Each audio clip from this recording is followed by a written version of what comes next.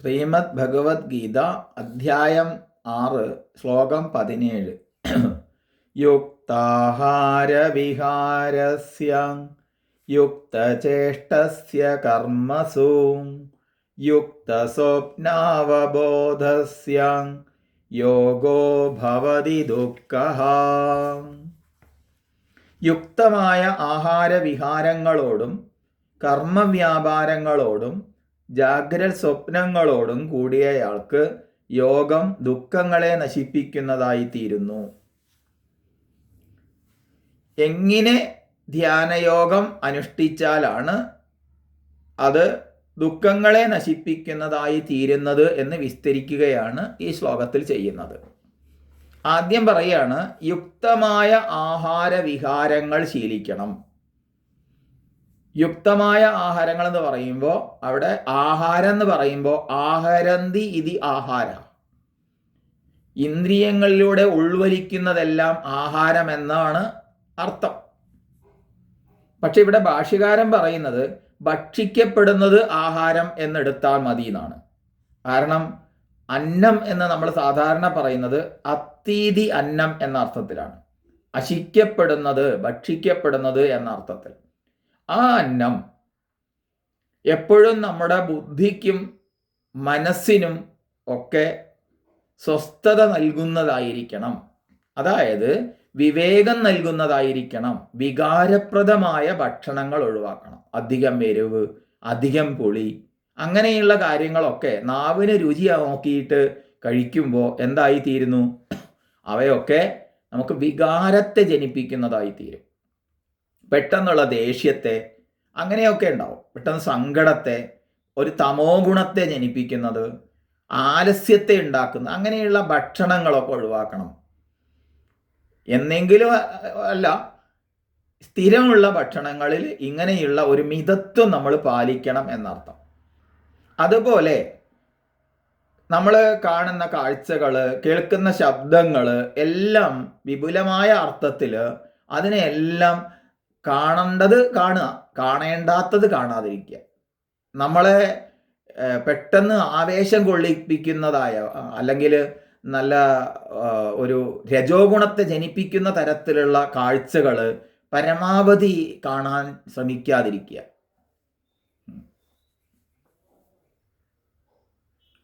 അതുപോലെ അങ്ങനെ പ്രശ്നങ്ങളുടെ സങ്കീർണതകളിൽ ഇടപെടാതിരിക്കുക.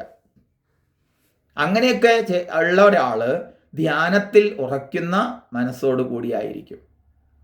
അല്ലാത്ത ആൾക്ക് ധ്യാനിച്ചിരിക്കുമ്പോഴും ഇങ്ങനെയുള്ള സംഘർഷമായിരിക്കും ഉള്ളിലുണ്ടാവുക. ധ്യാനത്തിന് സാധിക്കാതെ വരും. അതുപോലെ വീട്ടിലായാലും പല സ്ഥലങ്ങളിലായാലും പല പ്രശ്നങ്ങളുണ്ടാവും. അധികവും നിസ്സാരങ്ങളാണ്. അതിലൊക്കെ നമ്മൾ വേണ്ടതിനും വേണ്ടാത്തതിനൊക്കെ ഇടപെടാൻ പോകും. ഒക്കെ വിട്ട് കളഞ്ഞേക്കുക. അങ്ങനെയൊക്കെ ചെയ്യുന്ന ഒരാൾക്ക് മാത്രമേ യോഗത്തിൽ, ഈ ധ്യാന യോഗത്തിൽ ഉറക്കാൻ സാധിക്കൂ. അതിൽ നമ്മുടെ നടത്തവും ഇരുത്തവും നമ്മുടെ വാക്കുകളും എല്ലാം നമ്മൾ മിതമായിരിക്കണം. അനാവശ്യങ്ങളായ വാക്കുകൾ ഉപയോഗിക്കാതിരിക്കണം. എല്ലാറ്റിലും ഒരു മിതത്വം പാലിക്കുന്ന, ഒരു ഹിതാനുവർത്തനം ചെയ്യുന്ന ആളായിരിക്കണം എന്നർത്ഥം. അങ്ങനെയുള്ള ആൾക്ക് യോഗം ഭവിക്കുന്നു. എന്നിട്ട് പറയാണ്, ഈ ഇങ്ങനെയുള്ള ഒരാൾ കർമ്മങ്ങളിലും യുക്തമായ ചേഷ്ടകളോടൊത്തയാളായിരിക്കണം. അതുകൊണ്ടാണ് കർമ്മസു യുക്ത ചേഷ്ട എന്ന് പറഞ്ഞത്. ചിലപ്പോൾ കഠിനമായ അധ്വാനം ചെയ്യുക, ചിലപ്പോൾ ഒന്നും ചെയ്യാതെ മടിയനായിട്ടിരിക്കുക, അങ്ങനെയല്ല. അതിലും വേണം ഒരു മിതത്വം. അധ്വാനിക്കണം, പക്ഷേ അത് ഒരു അമിതമായ ശരീരവ്യാപാരങ്ങളെ കൊണ്ട് ക്ഷീണിക്കുന്ന, വളരെയധികം ക്ഷീണിച്ച് അവശനായി കിടക്കുന്ന തരത്തിൽ, തനിക്ക് എടുക്കാൻ പറ്റാത്തത്ര ഭാരമെടുക്കുന്ന തരത്തിലാവരുത് എന്നർത്ഥം. അമിതമായ പ്രാണവ്യയം ചെയ്ത് ക്ലേശിപ്പിച്ചുകൊണ്ട് കർമ്മങ്ങൾ വ്യാപരിക്കുന്നത് ധ്യാനയോഗത്തിന് തടസ്സമാകും എന്നാണ് പറഞ്ഞത്. അതിലും വേണം ഒരു യുക്തത. വീണ്ടും പറയാണ്, യുക്ത സ്വപ്നാവബോധ. സ്വപ്നം എന്നത് ഉറക്കത്തെയും അവബോധം എന്നുള്ളതിന് ജാഗ്രതയെയുമാണ് കാണിക്കുന്നത്. അപ്പൊ അമിതമായി ഉറങ്ങരുത്, ഉറക്കം ഒഴിച്ചിരിക്കുകയും ചെയ്യരുത്. ആവശ്യത്തിലധികം ഉറങ്ങുന്നവനും തീർത്തും താമസിക ഗുണപ്രധാനമായിത്തീരും, അലസനും മടിയനുമായിത്തീരും. ദുർമേധസ് വർദ്ധിക്കും. എന്നാൽ തീരെ ഉറങ്ങാത്തവൻ്റെയോ കരണങ്ങളൊക്കെ അസ്വസ്ഥങ്ങളും ആകും. ഇങ്ങനെ പാകത്തിന് ഉറക്കവും അനിവാര്യമാണ്. അമിതമായ ഉറക്കവും പാടില്ല. എല്ലാറ്റിലും ഒരു മിതത്വം പാലിക്കുന്ന മാത്രമേ ധ്യാനം ചെയ്യുമ്പോൾ അതിൽ ഉറയ്ക്കാൻ പറ്റൂ. അല്ലാത്തവർക്ക് അതിൽ ഉറയ്ക്കാൻ സാധിക്കില്ലെന്ന് പറയുകയാണ്. അങ്ങനെ ആഹാരവിഹാരങ്ങളെല്ലാം യുക്തമായ വിധം ചിട്ടപ്പെടുന്നയാൾക്ക് ഉറക്കത്തിലും ഉണർവിലും എന്ന് വേണ്ട സകല വ്യവഹാരങ്ങളിലും ഒരു യുക്തത അനിവാര്യമാണ്. ഇനി മറ്റൊന്ന്, സാധകന്മാര് ആരംഭദശയിൽ കൂടുതൽ സമയം ധ്യാനത്തിലിരിക്കാൻ ശ്രമിക്കരുത്. അമിതമായി ലോകകാര്യങ്ങളിലും മുഴുകരുത്. എല്ലാറ്റിലും ഒരു മിതത്വം വേണം. സർവ്വ ദുഃഖ നിവൃത്തിയാണ് അതുകൊണ്ടുണ്ടാകുന്നത്. അങ്ങനെയുള്ള ധ്യാനനിഷ്ഠയിലൂടെ ആത്യന്തിക ദുഃഖ നിവൃത്തിയാകുന്ന മോക്ഷത്തെ പ്രാപിക്കാൻ സാധിക്കും എന്ന് പറയുകയാണ്. എന്നാൽ ചില രോഗങ്ങൾ, ചില ക്ലേശങ്ങളൊക്കെ ഉള്ള ആൾക്ക് കുറച്ച് കൂടുതൽ ഉറക്കം വേണ്ടി വരും. അങ്ങനെയുള്ളവർക്ക് ഇത് ബാധകമല്ല. അങ്ങനെയുള്ളവർക്ക് ഉറങ്ങണം. സാധാരണ നിലയ്ക്കാണ് ഈ പറയുന്നത്. അപ്പം ആഹാരവിഹാരങ്ങളിലും സ്വപ്നാവബോധങ്ങളിലും കർമ്മചേഷ്ടകളിലും ഒക്കെ മിതത്വം പാലിക്കുന്ന ആളാവണം. അങ്ങനെയുള്ള ആൾക്ക് ഈ ധ്യാനയോഗം ദുഃഖങ്ങളെ നശിപ്പിക്കുന്നതിനായി തീരുന്നു. അതായത് ചിട്ടയോടെ യോഗ സാധനകൾ അനുഷ്ഠിക്കണം എന്നർത്ഥം. അങ്ങനെയുള്ള ഒരാൾക്ക് സ്വസ്ഥചിത്തനായി തീരുകയുള്ളൂ. ഇനി എന്താണ് ഇപ്പൊ ഈ ദുഃഖം?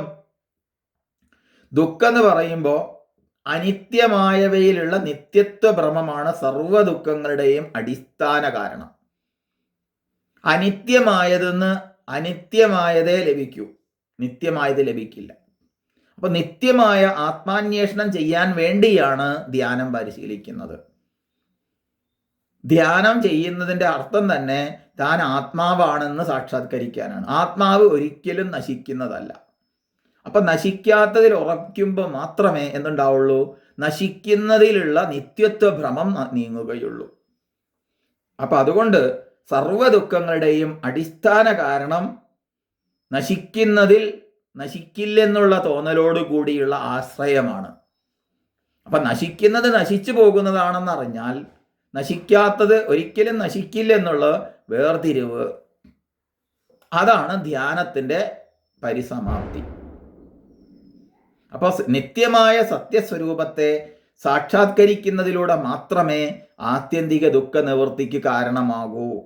ഇത് ആചാര്യന്മാർ സർവ വൈദിക ശാസ്ത്രങ്ങളിലൂടെയും പ്രഖ്യാപിക്കുന്നുണ്ട്. അതിന് ആത്മാകാര വൃത്തി ഉറച്ച് പ്രപഞ്ച പ്രതീതി സമ്പൂർണമായും ഇല്ലാതാകുമ്പോൾ നിത്യസത്യസ്വരൂപനായ ഈശ്വരൻ സാക്ഷാത്കരിക്കപ്പെടുന്നു. ഈ പരമമായ സ്ഥിതിയിലേക്ക് ഈ ധ്യാനാഭ്യാസമാകുന്ന യോഗം നമ്മളെ ഉയർത്തുന്നു. അപ്പൊ സർവ്വ ദുഃഖങ്ങളെയും നശിപ്പിക്കുന്നു അതിന് ആചാര്യസ്വാമികൾ പറയാണ്, സർവ സംസാര ദുഃഖങ്ങളെയും ക്ഷയിപ്പിക്കുന്നു എന്നർത്ഥം. അങ്ങനെ സർവ ഇന്ദ്രിയ വ്യാപാരങ്ങളെയും സമാഹിതമാക്കി ധ്യാനാദി അഭ്യാസങ്ങളിലൂടെ ഏകാത്മ പ്രത്യയത്തെ നേടാൻ ഇതര വൃത്തികളെ നിരോധിക്കാൻ ഇവിടെ ഉപദേശിക്കുകയാണ് ചെയ്യുന്നത്.